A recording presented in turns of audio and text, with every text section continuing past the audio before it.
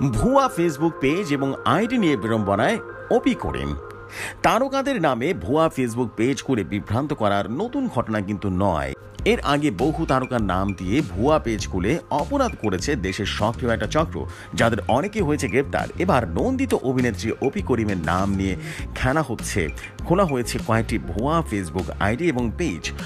অপি করিমের ভুয়া Facebook page আর আইডিগুলো বেশ জনপ্রিয়, যেগুলোতে লাখের বেশি অনুসারী রয়েছে, যেগুলো থেকে প্রতিনিয়ত নানা ধরনের বিষয়ে পোস্ট করা হচ্ছে, যা নিয়ে বেশ বিরক্ত অপি করিম নিজেও। বিষয়টি নিয়ে তিনি গণমাধ্যমকে বলেন, বেশ কয়েক বছর ধরে আমার নামে ভুয়া আইডি খুলে বিভিন্ন বিষয়ে অপপ্রচার চালিয়ে আসছে। কে বা কারা আমার নামে আইডিগুলো তারা কেন করলো কিছুই বুঝতে পারছি না। আমার সব খবর তাদের কাছে থাকে। ওই আইডি দেখে মনে হতে পারে এটা আমার আইডি, এতে আমি খুব বিরক্ত হচ্ছি। এরপর গতকাল দুপুরে বিষয়টি নিয়ে নিজের ভ্যারিফাইড পেজে আমি পোস্ট করেছেন এই বরেণ্য অভিনেত্রী। ভুয়া পেজ আর আইডিগুলো নিয়ে অপি করিম লিখেছেন, আমার জীবনযাপন নিয়ে আমার অনেক আরাম, কিন্তু আমার বন্ধু নেই।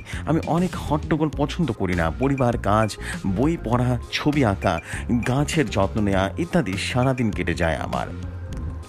নিজের মোবাইল ফোনে অপি করিম লিখেছেন, ভাই বোন, আত্মীয় স্বজন দেশের বাইরে থাকে যারা, তারা প্রয়োজনীয় জিনিসপত্র গুরুত্বপূর্ণ কাজের জন্য ব্যবহার করতে হয়। এর বাইরে আমার সঙ্গে কারো কথা খুবই কম হয়। ফোনে তেমন কোনো ছবি তোলা হয় না, সেলফিরও কোনো অভ্যাস নেই। ফেসবুকে নিজের আইডি প্রসঙ্গে অপি করিম বলেন, সামাজিক যোগাযোগ মাধ্যমে আমার আইডি আছে যা ভ্যারিফাইড করা, কিন্তু তাতে বিচরণ নেই বললেই চলে।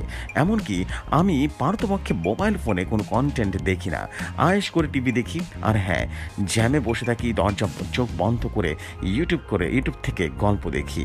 চোখ আরাম, মনের আরাম, তাই মনে হয় সময় অনেকটা বেঁচে যায় আমার, এবং আমার তাতেই শান্তি। নিচে নামে ভুয়া ফেসবুক আইডি এবং পেজগুলো যারা করেছেন তাদের নিয়ে অপি করিম বলেন, আপনারা যা লিখেছেন আমার হয়ে, আমি ওইভাবে কথা বলি না, লিখিও না।